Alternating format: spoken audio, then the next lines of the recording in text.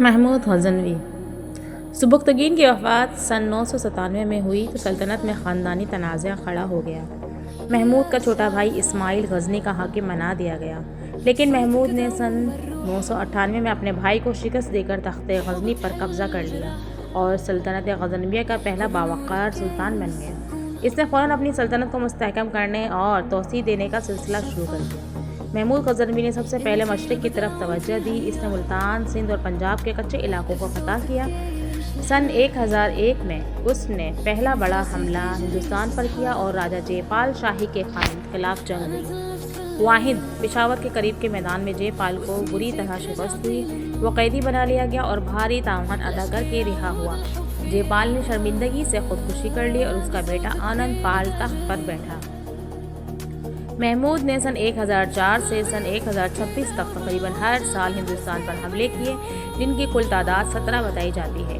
ان میں سب سے اہم حملے تھے بھٹنڈا سن 1004، ملتان پر دوسرا حملہ اور اسماعیلیوں کی بغاوت کا قلعہ قمع 1005، تھانیشور کا مندر 1014، متھرا اور ورنداون 1019 اور 18 کا کانپور اور کلنجر 1021، اور سب سے مشہور سومناتھ مندر کا تاریخی حملہ 1025 اور 26۔ سومناتھ گجرات کے اس عظیم مندر کو توڑنے کے بعد اس نے لاکھوں روپے کا مال غنیمت، ہیرے جواہرات اور غلام حاصل کیے۔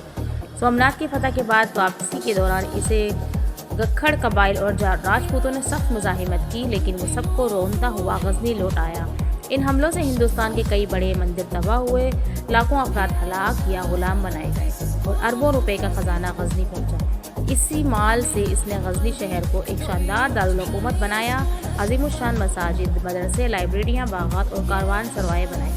محمود نے وسطی ایشیا میں بھی کامیابیاں حاصل کیں۔ اس نے خوارزم، ماوراء النہر، بستی اور دیگر علاقوں کو فتح کیا۔